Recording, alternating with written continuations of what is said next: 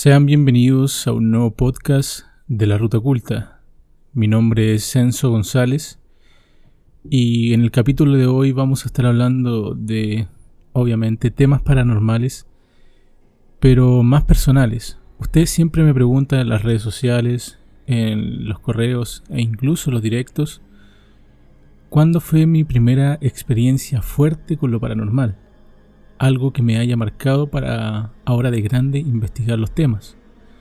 Y la verdad es que muchas veces estas cosas tan personales, tan fuertes que suceden, cuesta mucho contarlas, más aún cuando eras un niño. Pero en este podcast vamos a tomar este tema y también explicaré situaciones raras, extrañas, apariciones y toda vivencia que viví cuando era un niño. Esto comenzó cuando yo tenía unos 5 o 6 años. Yo asistía a una iglesia evangélica pentecostal. Bueno, en realidad mis padres, pero yo iba. Eran cultos en la noche. Era una calle céntrica de la ciudad, pero que es la última calle, es la más alejada del centro. Se hacían los cultos ahí en una calle súper conocida del lugar. Y la verdad es que, bueno, al lado de esta iglesia había una especie de centro comunitario donde los fines de semana la gente que asistía a esta iglesia podía ir. Llevaban a sus hijos, pero este lugar tenía una particularidad que entraba solamente gente con discapacidades motrices, mentales. En este caso yo caía porque mi madre nació con un problema motriz en sus piernas que no le permite caminar adecuadamente. Por ende yo iba y me relacionaba con esta gente, jugaba con los niños de ahí, todo normal, todo era muy lindo. En un lugar lleno de pastos, se ponían a jugar ping pong, todo muy sano. Y en las noches se hacían los cultos.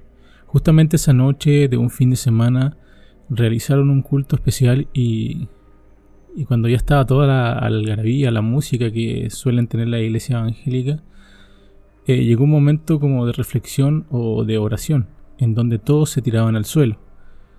Es ahí, yo siendo uno de los pocos niños que estaban en ese momento, no sabía qué hacer, no sabía si tirarme al suelo también, si arrodillarme a orar, no sabía nada, así que opté por hacerlo. Me tiré al piso arrodillado mirando a los demás y la verdad es que lo único que no hice fue cerrar los ojos. Toda la gente estaba con los ojos cerrados, menos yo. Quería observar qué estaba pasando, realmente ahí estaba un poco asustado e incómodo. Y resulta de que pasaron algunos minutos y comencé a sentir una vibración muy fuerte, un zumbido como cuando viene, no sé, acercándose un avión, cuando estás en un aeropuerto, así. Y la verdad es que estaba súper asustado y además que no me hacían caso, o sea, trataba de tirar el pantalón de mi papá o de mi mamá y la verdad es que no recibí una respuesta, todos estaban concentrados en eso. Y esto no fue lo peor vino después cuando comencé a sentir que en mis pies aparecían unos bichos y la iglesia completa se llenó de unos bichos, estos chanchos de tierra. Bueno, ignoré al principio eso, traté de cerrar los ojos, estaba muy asustado, pero la iglesia se llenó completamente, eran miles de chanchos de tierra que caían incluso desde el techo y caían encima de la gente.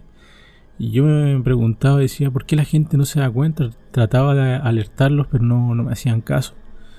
Y estos se fueron hacia el púlpito donde estaban los pastores que estaban en ese momento y estaba pero muy asustado. Yo le explicaba eso a mis padres y lo tomaron como normal. Después con el tiempo y con la experiencia que uno gana, como que me fueron canalizando la información de a poco. Y efectivamente yo vi eso. Yo tenía la esperanza de que me dijeran no, fue una especie de alucinación, estabas cansado. Pero la verdad es que ellos reafirmaron de que eso pasó. Y ahora se me ocurrió contarlo, creo que esa fue una de las experiencias paranormales más grandes. Lo digo paranormal porque ellos me dieron una información de que en muchas de las iglesias evangélicas o de cualquier religión siempre hay brujos o personas que quieren hacer el mal dentro. Se disfrazan de alguna manera para meterse a estos lugares, a hacer daño, a destruir la iglesia y todo eso. Así que para ello, de alguna forma, era común este tipo de manifestación. La verdad es que nunca pude hallar una interpretación a esta manifestación, una interpretación directa de qué trataría, qué entidad estaba en ese momento, porque igual se sentía un ambiente súper negativo en ese entonces. Ahora yo lo relaciono netamente a brujería, maleficios y todo esto. Todo lugar que tenga esta presencia se va a ver afectada por bichos, especialmente de humedad.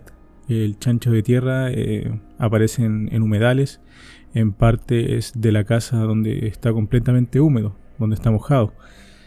Y yo lo atribuía a eso. Después pasaron los años, ya uno de adulto, yo comencé a trabajar a los 17 años en una empresa que hacía repartos a domicilio de muebles, ropa, máquinas de ejercicio. Y de alguna manera igual me sirvió porque conocía todas las calles de Copiapó, me desenvolvía súper bien, saqué otra personalidad, me sirvió harto, trabajé más de 4 años en ese lugar. Y la verdad es que justamente me tocó hacer un reparto a ese centro comunitario. Ya estamos hablando de que pasaron muchos años, la iglesia igual se mantiene ahí.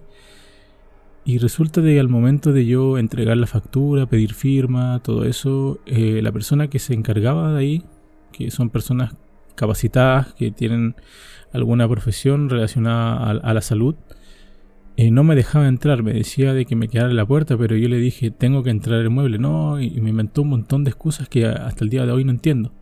Al final tuve que entrar igual, porque el tipo se fue a firmar la hoja adentro, entré igual a dejar el mueble, lo desempaqué y todo, y el olor adentro era una cuestión insoportable, algo que nunca, pero nunca había sentido así. Un olor a putrefacción, a muerte de cuerpo humano. Yo dije, bueno, acá hay personas enfermas. Se notaba que el lugar todavía era un lugar de acogida de enfermos, pero ahora parecía como enfermos terminales, gente ya desahuciada. No se veía esa paz que rondaba antes en el lugar. Era un ambiente de muerte. Quizás por eso él me lo decía o por otro motivo, pero la verdad es que yo entré y sentí eso. Era un pasillo largo, estaba súper cambiado, había muchas puertas alrededor, gente gimiendo, gente agonizando, no sé, se sentían gemidos, era un ambiente súper, pero súper malo. Yo salí de ese lugar con náuseas, llegué enfermo a la casa y hasta el día de hoy ese lugar me provoca un rechazo. Cuando he pasado de noche igual, es un lugar que al parecer, no sé si solamente lo veo así yo, puedes ver toda la calle iluminada, pero ese lugar está opacado. Es un contraste que hay ahí. Se siente la negatividad de ese lugar. Quizás más adelante voy a dar indicaciones del lugar exacto, porque no quiero que la gente igual se asuste, pero esta es mi verdad, mi testimonio y lo que yo pude ver. Y bueno, los años fueron pasando y no estuve ajeno a las manifestaciones paranormales. Llegó la época en donde yo la recuerdo con mucho cariño, de los 15 hasta los 20 puede ser, en que viví muchas cosas. Ya saben lo que pasó con mi primo, que él veía a mi abuela acá en este lugar, que mi abuela lo llamaba por la noche a cualquier hora y lo llamaba hacia el más allá, yo creo, porque le pedía que saltara desde un segundo piso. O sea que esta entidad que se disfrazaba de mi abuela le pedía a mi primo más chico que la siguiera. Él estaba en un segundo piso y le pedía que lo acompañara. O sea que ella estaba levitando en ese momento y se le aparecía por la ventana. Imagínense esa imagen súper, pero súper fuerte. Y él lo cuenta todavía con mucho miedo porque yo le creo en su reacción. Él lo vio por un periodo de unos 5 años, la veía. Y él no la conoció, yo tampoco. La única forma que dio a entender de que era ella es cuando vio un cuadro. Y en ese momento igual se puso a llorar. Así que aquí en esta casa se generó ese ambiente de misticismo relacionado a lo paranormal también, de los mediums, de la gente que tenía una sensibilidad especial para estas cosas. La gente que pedía prender velas, utilizar vasos, ocupar un montón de medios para canalizar esas energías que habían acá, ya sean negativas o positivas. Pero desde chico fui creciendo con eso y también fui aprendiendo de los dones también. Hasta que en una fecha, recuerdo perfectamente, llegaron vecinos nuevos. Justamente eran niños y sus padres. Nos hicimos amigos de inmediato. La casa aún está, pero en ese entonces era la casa antigua. Ahora la gente que vive demolió la casa y la construyeron de nuevo. Pero en esa casa pasaban cosas muy raras, ya partiendo de que la familia tenía muchos problemas, los padres y los niños también.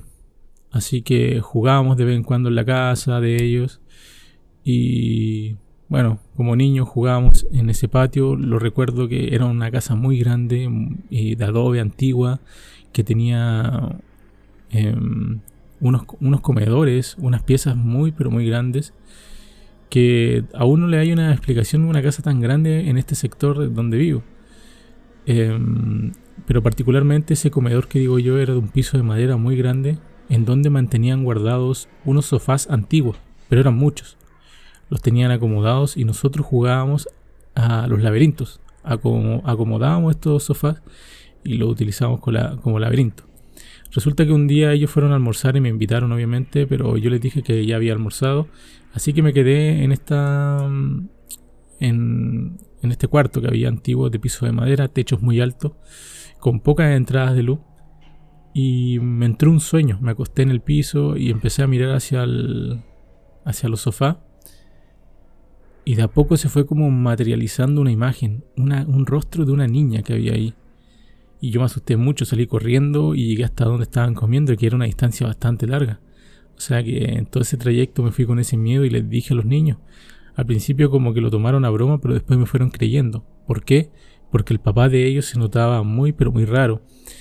Muy raro porque habían muchos lugares de la casa en que él decía que por favor no nos metiéramos, que por favor ni siquiera preguntáramos de ese sitio. Como había muchos baños, funcionaban 3 baños, 2 estaban malos, que estaban detrás en un patio junto con una higuera. Era un patio grande también. Y aquel baño era alto, angosto, con ventanas pequeñitas de entradas de luz, y estaba totalmente sellado. Tenía tablas atravesadas y todo eso. Tratábamos de preguntarle a él de qué pasaba, pero él se negaba a contestar y se enojaba. Así que eso yo creo que despertó más nuestro interés de saber qué pasaba en esa casa.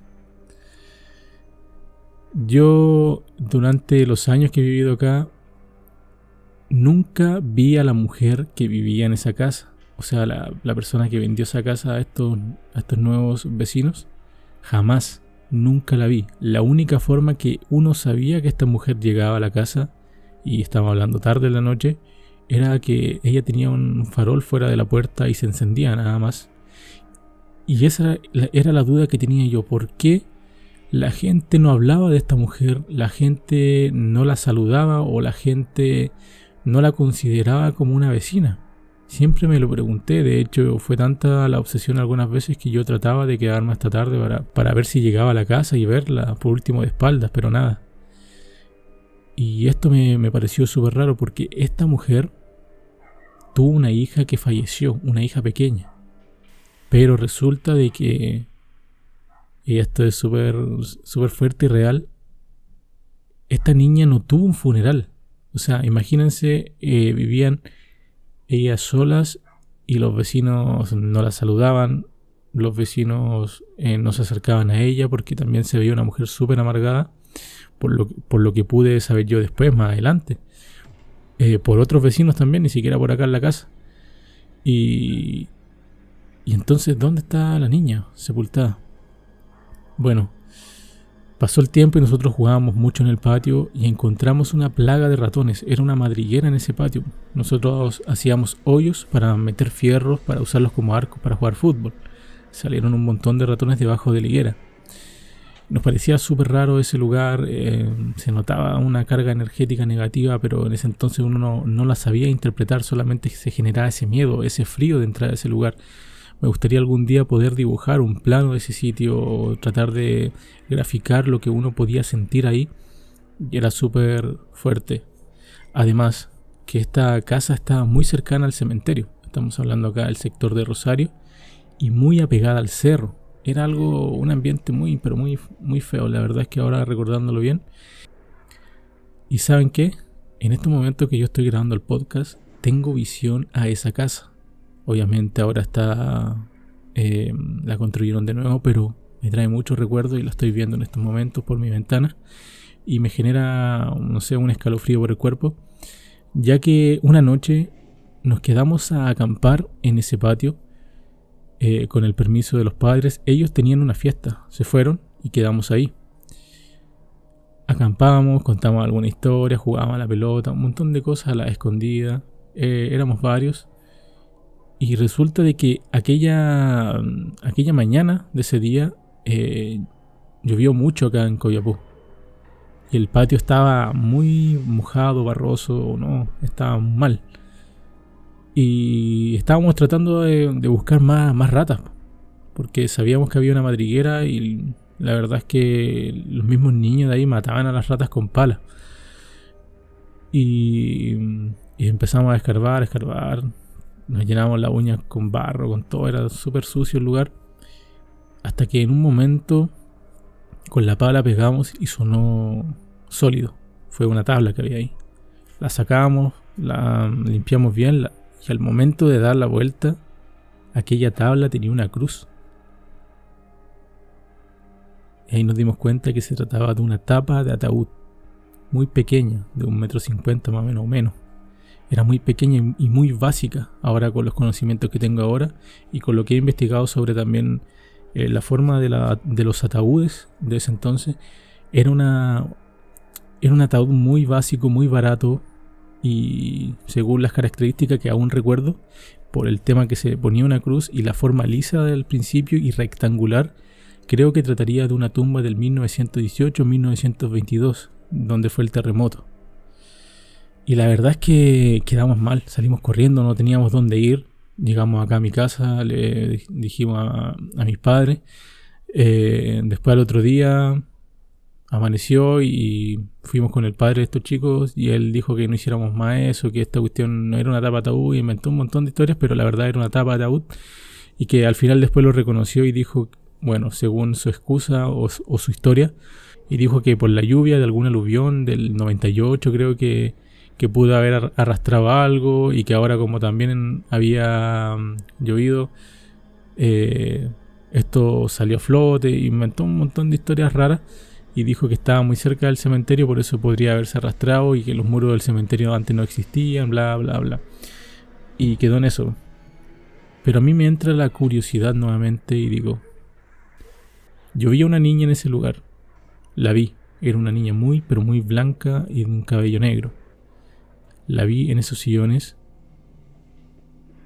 La mujer, esta mujer que vive acá, que además tenía chapa de bruja porque le hacía rituales y maleficios a los vecinos. Y es ahí donde ahora entendí que el por qué la gente le temía y no hablaba de ella. Creo que a muchos vecinos le salían espinillas gigantes en el cuerpo, era una cuestión monstruosa que le salían dolorosas. Iban a los dermatólogos, iban al hospital, a los médicos y no encontraban nada, no había solución, hasta que de un día para otro desaparecían. Así que esa era la chapa de ella. Se le murió su hija por algún tipo de karma, por algún tipo de brujería. Ella no lo soportó, se amargó mucho más. No hubo un funeral. ¿Cómo murió su hija? ¿Por qué ese baño estaba completamente cerrado y era un baño de pozo? ¿Habrá caído su hija al pozo y ella la sepultó en la higuera? Y justamente después, al año después, vende la casa. La verdad es que esa es una especulación que yo tengo, pero es que la casa, hasta el día de hoy, la gente que está viviendo en estos momentos sufre de muertes, sufre de desgracias y sufre de un montón de cosas raras. Esto me genera una mala espina y yo de hecho tengo un amigo, un muy buen amigo de infancia, que él puede dar su testimonio algún día también si lo invito. Ojalá que lo haga. Y él estuvo presente también en todo esto y iba a contar que en aquella casa pasaban cosas muy malas. Yo tenía entendido que esa mujer murió, pero hoy día mismo me puse a investigar y a hablar más del tema, y esta mujer vende empanadas. Pero lo raro que vende las empanadas desde, no sé, una hora, desde las 7 de la tarde hasta la noche, toda la noche. y recorre estos lugares con un carro. Creo que se queda mirando aquella casa. La mira por la noche. Seguramente le trae recuerdos. Pero yo creo que hay algo mucho más fuerte ahí. ¿Qué creen ustedes? Obviamente cuando este podcast se suba a YouTube van a poder opinar respecto al tema. Creo que es una historia hasta difícil de creer, pero es cierto, estas cosas pasaban acá. Recuerden que esta es una población antigua. Es una de las primeras poblaciones de Copiapó. Cercana al centro, cercana a un cementerio. Cercana a todo en realidad, con casas muy antiguas donde se han encontrado hasta entierros, cercana al cerro. Así que lo dejo para que lo piensen. Son situaciones que ocurrieron en nuestra infancia que ahora recién le estamos tomando el peso.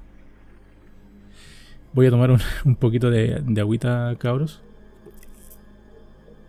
Me interesa mucho este tema, me gusta hablarlo y encontré este podcast ideal para que ustedes también lo escuchen. No sé qué estarán haciendo ahora ustedes, si me están escuchando de día, de noche. La verdad es que ahora yo estoy de noche. Son las 1 de la mañana. Tengo la ventana abierta mirando a la casa para recordar mejor también situaciones y todo lo que pasaba ahí. Recuerdo súper bien ese lugar. Como dije, voy a graficarlo. Creo que lo que podría hacer ahora es investigar más de esa mujer.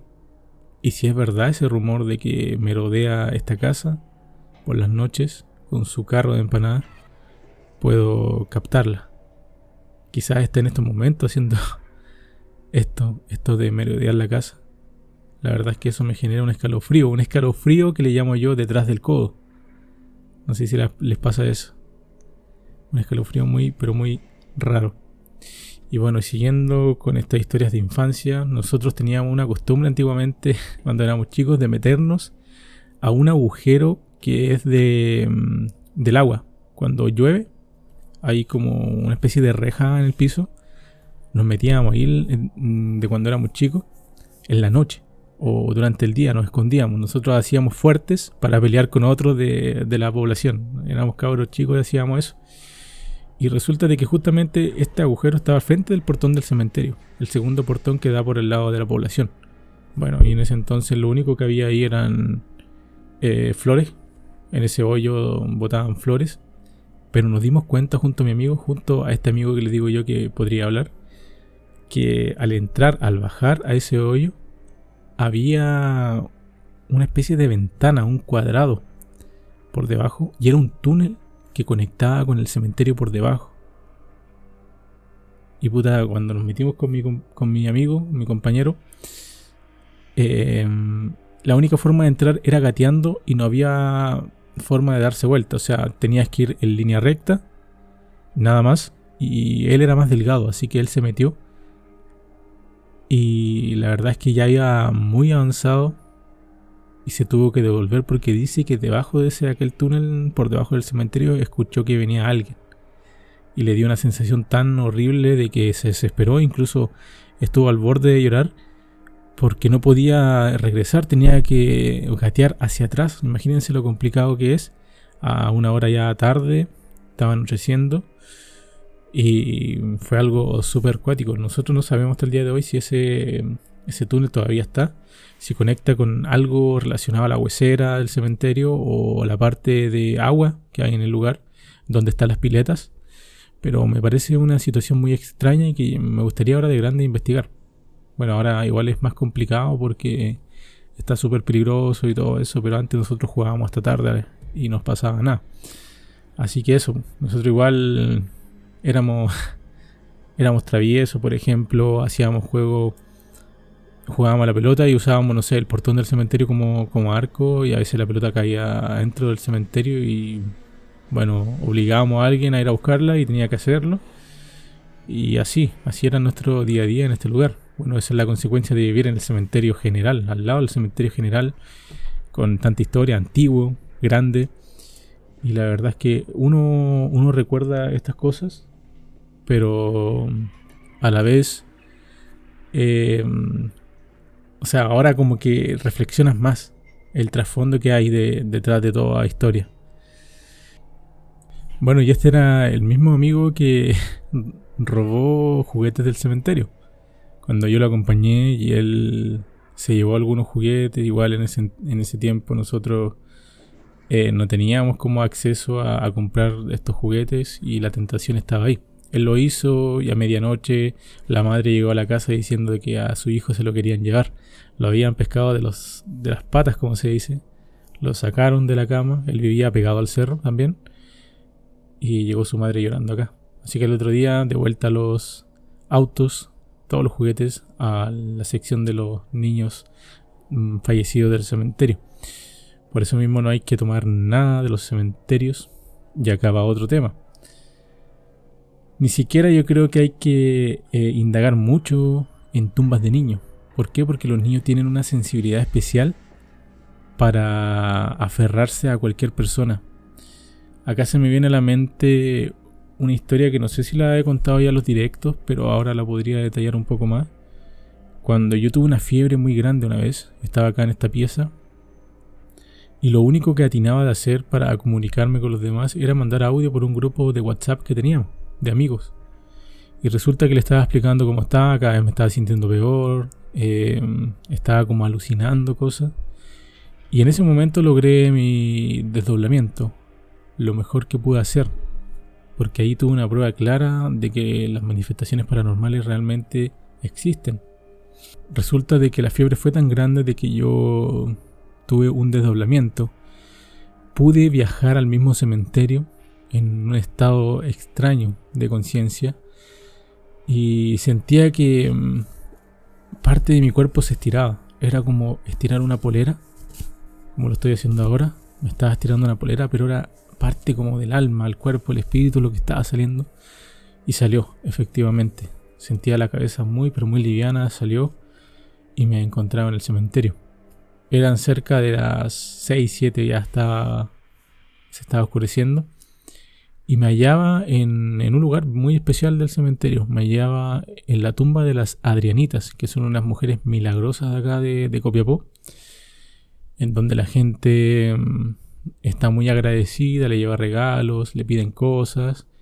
Y justamente ahí yo estaba mirando y detrás de la tumba de las Adrianitas se asoma una cabeza así.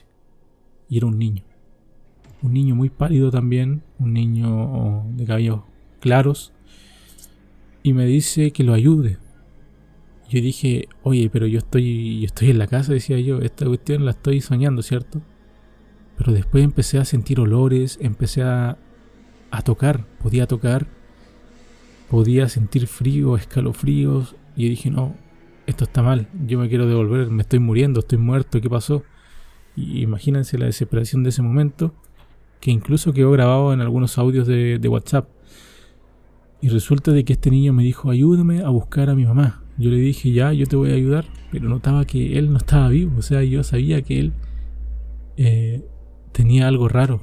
Su color de piel era raro, sus vestimentas eran muy antiguas y él estaba como de una tonalidad media azul.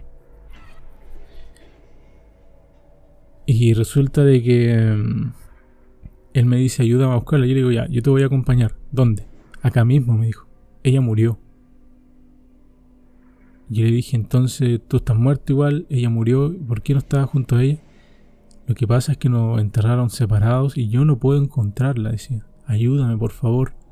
Él hablaba muy bien, parecía de otra época, como le digo. Y me decía, yo vivía junto a ella en la ribera del río y yo morí por una enfermedad pulmonar. Debido a los fuertes inviernos de ese sitio, me enfermé y no hubo una cura. Y ella me acompañó. Yo le dije, ¿cómo te acompañó? Me dijo, se suicidó y no puedo encontrar su alma. Y yo dije, no puede estar pasando esta cosa. Decía yo, no le encuentro una lógica. Dije yo, esto es solamente una alucinación, algún cuento que se me pasó por la mente y todo. Me dijo, yo me llamo Ricardo, dijo, búscame. Desperté. Fue como que si la fiebre se me pasó y me dio un miedo tan grande de ir al cementerio que lo dejé de ver por mucho tiempo. Y acá los chicos, los cabros, amigos, fueron por mí y buscaron la tumba y había una tumba azul que que se llamaba Ricardo. No tenía apellido, nada, solamente Ricardo, y era de un niño que estaba al lado de las Adrianitas. Quedaron mal, todos quedamos muy mal, y efectivamente él aún busca a su madre. ¿Dónde estará la madre de Ricardo? La verdad es que no sé. A mí me encantaría poder tener otro contacto con él. Quizás hoy, quizás mañana. Quizás hacerlo en un directo, a través de una vela, alguna comunicación con su energía. Porque incluso él me tiraba del pantalón pidiendo ayuda. Yo sentía eso. Estaba muy frío, era de un color azul. Quizás por la muerte que tuvo, su piel estaba de un color muy entre azul, morado. Y ahora pensando... No. Espérense. No, no creo. No, no puede. Es que, ¿por qué se me viene ahora esta weá a la mente?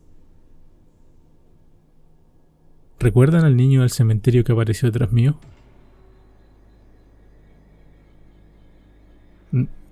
No, weón.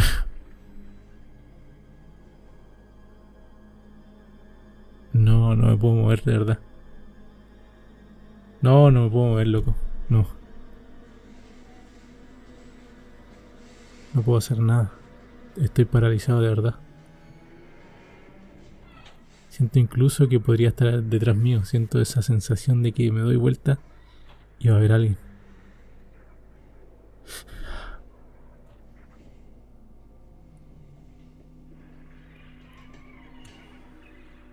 La verdad es que no puedo seguir con esto, cabrón. No sé si será una falta de respeto dejar hasta acá esto, pero tampoco sé si lo voy a subir. Puta.